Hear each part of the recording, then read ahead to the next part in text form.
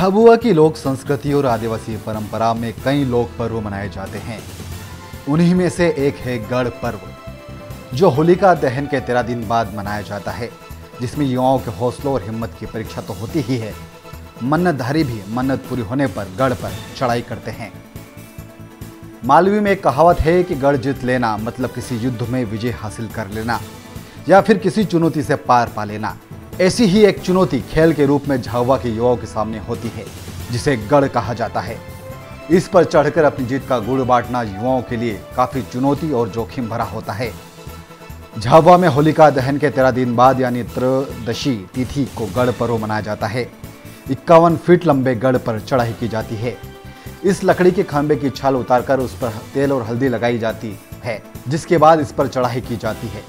गढ़ पर्व रियासत काल से झाबुआ में मनाया जाता आ रहा है, लेकिन अब इसका पूरा इंतजाम नगर पालिका झाबुआ करती है। गढ़ पर्व को लेकर कई तरह की मान्यताएं हैं। पहली तो ये कि पुराने समय में युद्ध में विजय के प्रतीक और सम्मान में इस पर्व को मनाया जाता है। युवा इस पर चढ़ाई करते हैं। खंभे के शिखर पर गुड़ की पोटली होती है। चढ़ने वाला ऊपर पहुंचकर गुड़ का प्रसाद सबको बांटता है और अगले प्रतियोगी के लिए दूसरी पोटली बांध देता है। कुछ लोग नीचे से गुड़ की पोटली भी गढ़ पर चढ़े युवा को देते हैं। गढ़ की चढ़ाई के लिए होड़ सी लगती है। ये युवाओं के हौसले और हिम्मत की भी परीक्षा होती है। क्या राजा के समय से है सर, है ना, तब से ये परंपरा चल रही है। ये लाकड़ा नहीं हो वहाँ से खरीद के लाते हैं अपन, कहीं से भी जाए मिले वहाँ। हाँ, बेहड़ा का लकड़ा है या इसको गढ़ बोलते हैं। कितने फीट का होगा? 52 फीट का है। 52 फीट का। अच्छा, अब इसको काटने के बाद क्या करेंगे? इसके बाद जब पूजा करेंगे पूजा करेंगे, पूरी दारू की धार डालेंगे, अगरबत्ती नारियल सब फोड़ेंगे। अभी जैसे इसके बाद अभी पूजा करेंगे, इसके बाद वो चढ़ेंगे सब। हाँ, रस्सी चढ़ने वाला रस्सी चढ़ेंगे और थूर में चढ़ने वाला थूर पे चढ़ेंगे। जो थूर में चढ़ेंगे तो वो जो भी मतलब जो रखेंगे इनाम वो उसको मिलेगी, जो चढ़ जाएगा उसको। राजा महाराजा से रीति रिवाज है गढ़ के बारे में। 51 फीट का है ये।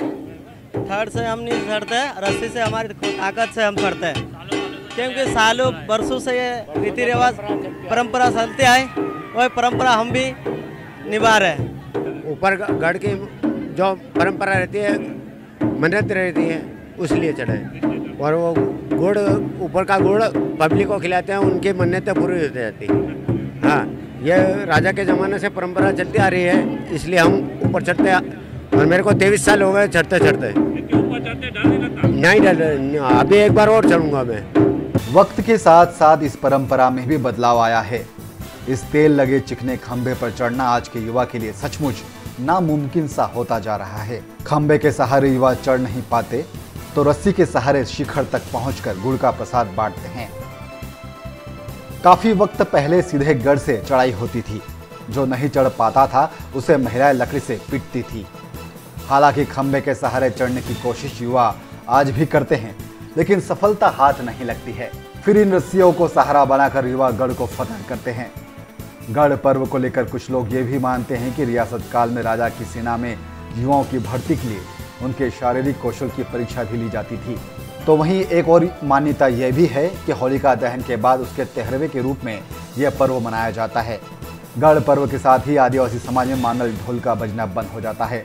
गढ़ पर्व के बाद किसी गांव में मांदल नहीं बजते, ये फिर भगोरे के समय ही दिखाई देते हैं। गढ़ ये होलिका का 13वां है। होलिका के 13 रोज बाद में गढ़ खड़ा करते हैं और ये होलिका का 13वां मनाया जाता है। गढ़ के नीचे से मतलब खंबे पे चढ़ते थे लोग। अब क्या है कि रस्सियाँ बांध दी जाती थी और आदमी आसानी से चढ़ जाता है। उस समय क्या था कि जो लोग नहीं चढ़ पाते थे गढ़ पे, उनको क्या कि महिलाएं नीचे लकड़ी लेके खड़ी होती थी। वो महिलाएं जो है ना उसको धीरे धीरे ऐसे लकड़ी से मारती थी। ये सभ्यता राजाओं के टाइम से तो चली आ रही थी, बाकी ये बाद में बंद कर दी थी। उसके बाद इसको हमारे वंशज जो है ना स्वर्गीय राजा हटे सिंह राठौड़ एक स्वतंत्रता संग्राम सेनानी थे। उन्होंने 58 और 60 के दशक में इसको प्रारंभ किया था, जब से ये चली आ रही है। गढ़ पर चढ़ने और जीतने का कौशल दिखाने का ये खेल करीब 3 घंटे तक चलता है, जिसके बाद लकड़ी का ये खंभा जिसे गढ़ कहा जाता है, इसे नीचे गिरा दिया जाता है। गढ़ के नीचे गिरते ही लोग इसे छूने और इसकी छाल निकालने के लिए दौड़ पड़ते हैं। कोई हाथ जोड़कर परिवार की सुख समृद्धि की कामना करता है, तो कोई गढ़ पर माथा टेक कर अपने मन की मुराद मांगता है। ऐसा माना जाता है कि इसकी छाल घर में रखने से घर में समृद्धि आती है और बुरी नज़र घर पर नहीं लगती। गढ़ पर्व को देखने के लिए आसपास के ग्रामीण इलाकों से बड़ी संख्या में लोग देखने पहुंचते हैं, लेकिन यह परंपरा खतरनाक भी है। युवा शिखर तक पहुंचते हैं, लेकिन जरा सी चूक उनके लिए जानलेवा साबित हो सकती है, क्योंकि खंभों पर चढ़ने वालों के लिए नीचे किसी भी तरह की सुरक्षा के इंतजाम नहीं होते हैं।